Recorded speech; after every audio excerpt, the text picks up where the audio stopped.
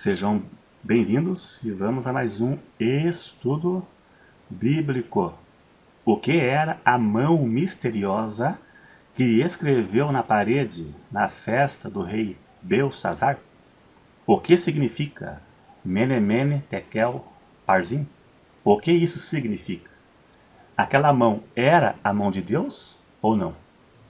Vamos ver neste vídeo de onde era esta mão misteriosa e o significado das palavras escritas, e também o juízo sofrido pelo rei Belsazar e o motivo do juízo. Então, para isso é preciso que você veja o vídeo até o final para entendermos juntos e por completo toda a história. E se você gostar, clique em gostei para ajudar a divulgar o vídeo.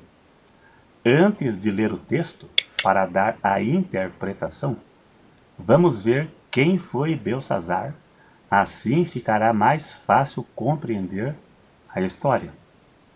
O rei Belsazar foi um rei sucessor de Nabucodonosor, rei da Babilônia, que é o atual Iraque hoje. O rei Nabucodonosor levou cativo os judeus para Babilônia, e entre eles Daniel, que foi o que se destacou no reino de Nabucodonosor. E o rei Belsazar era um rei ímpio, e ele sabia como Deus tinha tratado com Nabucodonosor, que conheceu o poder de Deus depois que sofreu um castigo humilhante, onde comeu capim com os animais por 7 anos. E mesmo assim Belsazar não se humilhou. Belsazar fez uma festa e bebeu vinho nos utensílios que Nabucodonosor trouxe do templo de Jerusalém para a Babilônia, utensílios sagrados. Então, em um determinado tempo, surgiu uma mão misteriosa escrevendo na parede. Então vamos ler aqui na Bíblia o que a mão escreveu na parede. Veja aí, Daniel 5, verso 4 e 5. Beberam o vinho e deram louvores aos deuses de ouro, de prata, de cobre, de ferro, de madeira e de prata. Na mesma hora apareceram uns dedos de mão de homem e escreviam defronte o castiçal, na estucada parede do palácio real. E o rei via a parte da mão que estava escrevendo. E então o rei mandou chamar os sábios para interpretar, mas não puderam. Então a rainha se lembrou de Daniel e sabia interpretar sonhos e visões. Então o rei mandou chamar Daniel e ele interpretou. Vamos ler então a interpretação de Daniel. Então dele foi enviada aquela parte da mão, ou seja, enviado de Deus. A mão foi algo enviado de Deus, foi um sinal da parte de Deus. E escreveu-se esta escritura. Esta, pois, é a escritura que se escreveu. Veja aí. Mene, Mene, Tekel, Parsim. Esta é a interpretação daquilo. Mene, contou Deus, e teu reino se acabou. Tekel, pesado foste na balança, e foste achado em falta. Pérez, dividido foi o teu reino, e deu-se aos medos e aos persas. Na mesma noite, Belsazar morreu. Vemos que a mão misteriosa foi enviada por Deus. Não diz que foi exatamente a mão de Deus ou dedo de Deus. No verso 22, diz que Belsazar sabia de como Deus tratou com Nabucodonosor. E mesmo assim, não deu glória a Deus, mas atribuiu glória para si. Mesma coisa de Herodes, que recebeu glória humana, e morreu comido de bicho.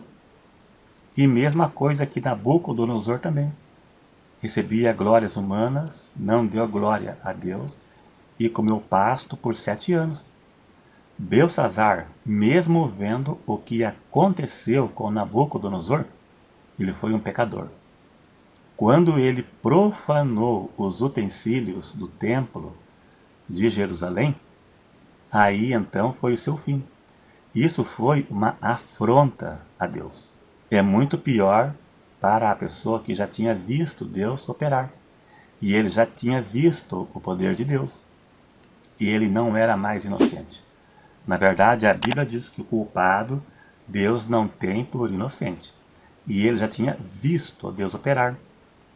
E a consequência foi drástica, né? O ponto crucial foi ele ter bebido vinho nos utensílios sagrados de Jerusalém que Nabucodonosor trouxe do templo.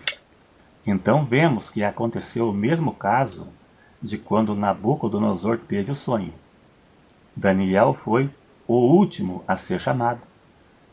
Veja que Belsazar mandou chamar os magos e os adivinhos, e eles não puderam adivinhar, interpretar. Mesma coisa que foi quando Nabucodonosor teve o sonho. Daniel foi o último a ser chamado, mesmo tendo sido eleito o mais inteligente entre os sábios da Babilônia. Mas foi o último a ser chamado, quando não houve mais recurso. A pessoa busca a Deus quando é o último recurso, quando não tem mais jeito, porque sabe que Deus tudo pode. Este caso de Belsazar não é uma exceção. Como rei, sofrer um juízo da parte de Deus. Vemos outros reis que também foram castigados por Deus, como Nabucodonosor, que ficou 7 anos comendo pasto até compreender e conhecer a Deus. O rei Acabe, o rei orgulhoso, também morreu com uma flechada por não dar ouvido ao profeta de Deus. O rei Saul, por desobedecer a Deus e não se voltar mais a Deus em obediência, pagou com a própria vida. Então, neste estudo, extraímos algumas lições. Temos a certeza que o pecado não fica sem punição. Em todos os tempos da história da humanidade, nunca fica sem punição. Seja na vida de pessoas importantes ou pessoas anônimas, pobres, milionários, no dia do juízo final haverá mortos grandes e pequenos, ou seja, ricos, pobres, famosos e anônimos, todos vão comparecer perante o juiz e Deus vai requerer tudo o que ele fez nesta vida aqui. Então é isso aí então, um vídeo curto, mas eu creio que deu para compreender. É isso aí, se gostou dá aí um joinha, se não for inscrito se inscreva e até o próximo.